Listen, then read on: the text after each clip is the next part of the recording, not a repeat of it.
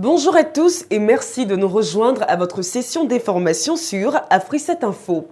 Au Burkina Faso, le lieutenant-colonel Zida, chef de la transition, s'est entretenu mardi avec les chefs religieux et traditionnels à Ouagadougou, la capitale, en vue de trouver les solutions appropriées à la crise politique du pays. Alex Mokhtar.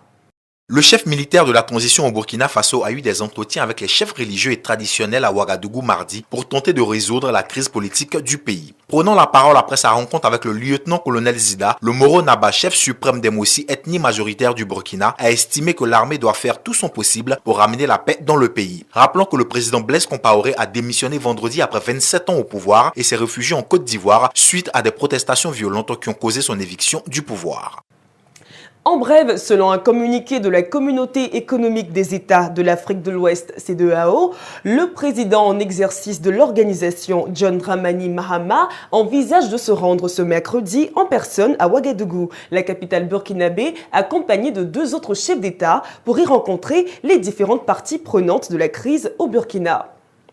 Nous vous l'annoncions hier mardi, le chef de l'État ivoirien s'est rendu à Yamoussoukro, la capitale politique de Côte d'Ivoire, pour une visite de courtoisie et d'amitié au président déchu Blaise Compaoré du Burkina Faso. À son retour, Alassane Ouattara a déclaré que Blaise Compaoré pouvait rester en Côte d'Ivoire aussi longtemps qu'il le voudra. On en parle dans ce reportage. Le chef de l'État ivoirien, Alassane Ouattara, a rappelé à cette occasion les liens qui unissent la Côte d'Ivoire au Burkina Faso et ceux existant entre l'ancien numéro 1 du pays des hommes intègres et lui. Il a rendu un vibrant hommage à Blaise Compaoré pour son rôle clé dans le retour de la paix en Côte d'Ivoire dans le cadre de l'accord politique de Ouagadougou. La Côte d'Ivoire est reconnaissante au président Compaoré, a-t-il ajouté. Par ailleurs, le chef de l'exécutif ivoirien a présenté ses condoléances les plus attristées et celles des Ivoiriens aux familles des victimes au Burkina Faso. Pour lui, il faut maintenant que la transition en cours se fasse dans une atmosphère apaisée et selon l'ordre constitutionnel. Au Bénin a lieu une réunion régionale de l'Organisation mondiale de la santé qui court du 3 au 7 novembre prochain. Elle a pour objet de trouver des solutions efficaces pour endiguer l'épidémie de la fièvre Ebola. On en parle avec Alex Mokhtar. Une réunion régionale de l'Organisation mondiale de la santé se tient depuis lundi à Cotonou et ce jusqu'au 7 novembre prochain. La directrice de l'OMS, Margaret Chan, présente à l'ouverture des travaux, a exprimé aux délégués sa profonde sympathie pour le peuple d'Afrique de l'Ouest qui souffre des affres du virus Ebola. Tout en décriant le fait que l'Afrique a eu à souffrir de très mauvais conseils en matière de développement, Mme Chan a souhaité que les futures solutions aux problèmes de l'Afrique soient uniquement des solutions africaines. Bonne nouvelle pour la Guinée-Conakry. Selon le professeur Aboubacar Diakité, inspecteur général de la santé et conseiller du président Alpha Condé en matière de lutte contre le virus Ebola, le nombre d'infectés du virus est en légère baisse en Guinée. Alex Mokhtar.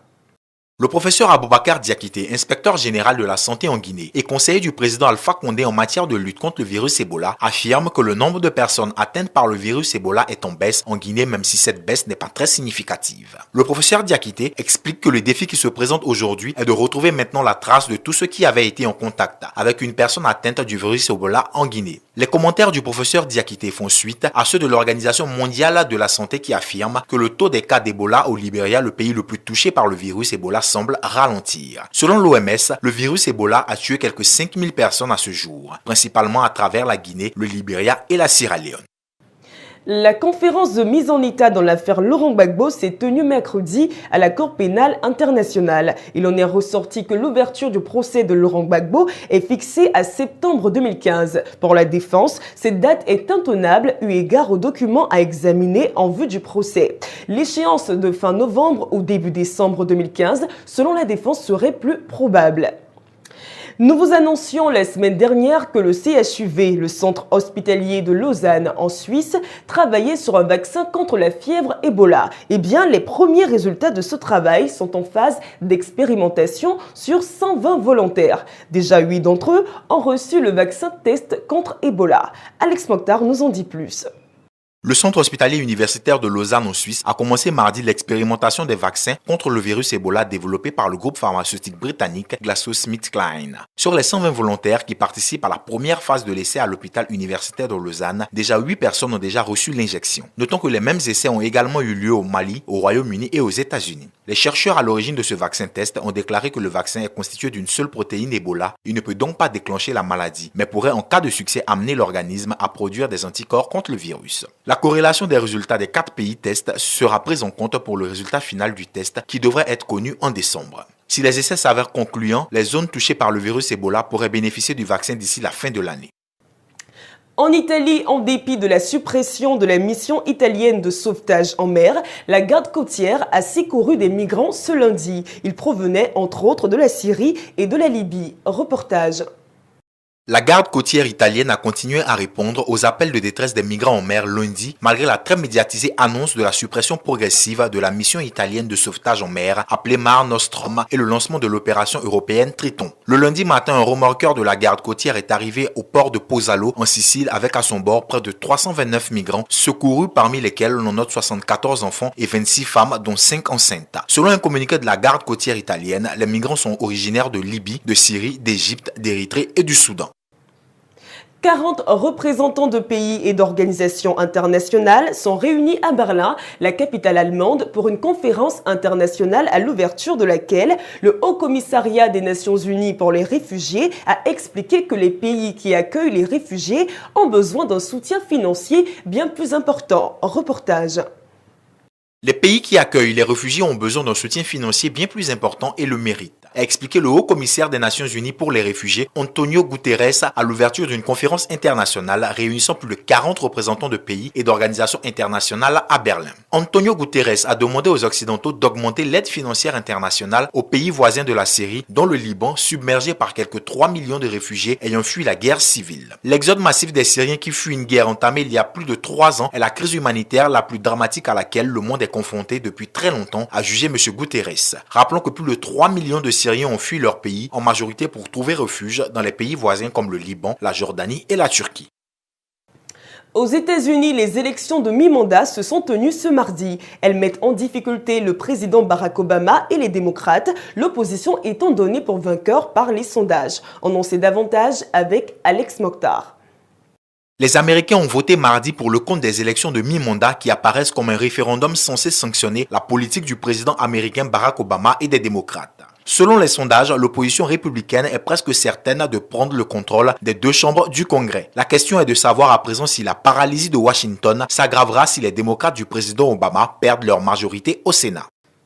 Rencontre en Chine de l'émir du Qatar Sheikh Tamim bin avec le premier ministre chinois Li Keqiang dans le cadre de sa visite de 2 jours au puissant pays d'Asie. Cette visite a pour objectif le renforcement des liens bilatéraux. Noélie Richard.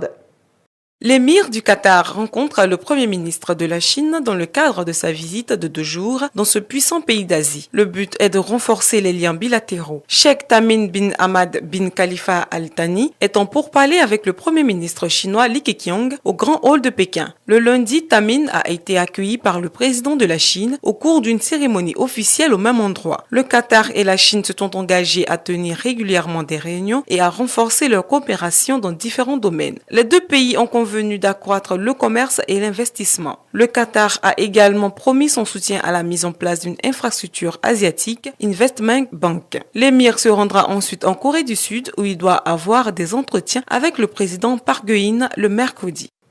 Parlons sport à présent. La 4e journée de la Ligue des Champions se poursuit. On lit ce soir les groupes E, F, G et H. Les contours de ces rencontres avec Alex Mokhtar. Le Bayern de Munich qui a retrouvé ses 2 fers de lance que sont Arjen Robben et Franck Ribéry est en roue libre en ce moment. Après le cinglant 7-1 infligé à l'AS Roma il y a 2 semaines, ils recevront ce soir Totti et ses coéquipiers pour le retour à l'Allianz Arena. Rappelons que les Allemands sont solides leaders de ce groupe E avec 9 points, suivi de l'AS Roma 4 points. Les Russes du CSKA Moscou qui ferment la marche avec un petit point se rendront chez les Citizens de Manchester City pour essayer d'obtenir leur première victoire. Dans le groupe F, Léo Messi et ses coéquipiers se déplaceront sur la pelouse de l'Ajax d'Amsterdam pour tenter de rafler les 3 points synonymes de qualification, pendant que le PSG, leader du groupe avec 7 points, recevra Nicosie battu à l'aller sur sa pelouse par les poulains de Laurent Blanc. Les poulains de Di Matteo, deuxième au classement de ce groupe G avec 5 points, se déplaceront à Lisbonne pour tenter de se maintenir en bonne position. De leur côté, les Blues de Chelsea, vainqueurs 4-0 au match aller, leader en championnat et premier de cette poule avec 7 points, croiseront le fer avec Maribor Luzinski Stadium. Dans le groupe H, les faveurs vont en direction du FC Porto qui comptabilise 7 points, occupant du coup les reines de la poule. Ce soir, ils se rendront en terre espagnole pour affronter l'Athletic Bilbao qui ferme la marche du groupe avec un seul point. Les Ukrainiens du Shakhtar Donetsk recevront le Bate Borisov qu'ils avaient dynamité à l'aller 7-0. Terminons ce journal par la lucarne dédiée au showbiz.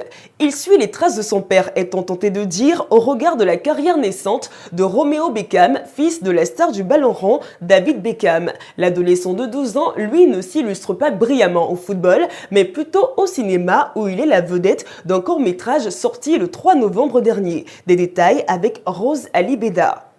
Il n'a que 12 ans et déjà sa carrière de mannequin est prometteuse. Qui plus est, il a des atouts non négligeables. Il a le physique de son père et le sens de la mode de sa mère. Romeo Beckham, fils de David et Victoria Beckham, est la principale vedette d'un court-métrage sorti le 3 novembre 2014. On peut y voir le jeune mannequin danser derrière un rideau et par la suite dans la rue, portant un manteau et une écharpe de marque Burberry. Le film réalisé par le designer Burberry Christopher Bailey se déroule dans un contexte théâtral de Londres. Romeo Beckham a toutes les clés en main pour faire un carton en tant que top modèle. Alors, tel père, tel fils ou telle mère, tel fils, c'est à vous d'en juger. Les Jackson 5, la fratrie musicale de 5 membres, groupe culte des années 60, est en tournée en Asie. Le samedi 1er novembre 2014, le groupe musical a réalisé une compilation de leurs plus grands succès, ainsi que des classiques de leurs défunts frères Michael Jackson lors d'un concert à Hong Kong. Le reportage de Rose Alibeda. Le samedi 1er novembre 2014, le groupe musical les Jackson 5 a réalisé une compilation de leurs plus grands succès ainsi que des classiques de leur défunt frère, le roi de la pop Michael Jackson, lors d'un concert à Hong Kong. Formé en 1960, ce multiple groupe familial s'est vu disloqué après la carrière solo de Michael Jackson. Reformés en 2012, les Jackson 5 étaient en tournée mondiale jusqu'en 2013. Ils ont remis le couvert cette année avec une tournée en Asie. L'esprit de Michael Jackson est avec nous quand nous jouons. Il nous donne beaucoup d'énergie positive et nous procure de la joie, déclare son frère Tino Jackson. Rappelons que Michael Jackson est décédé à l'âge de 50 ans d'une crise cardiaque. C'est la fin de cette session d'information. Merci de votre fidélité. L'information continue sur notre plateforme.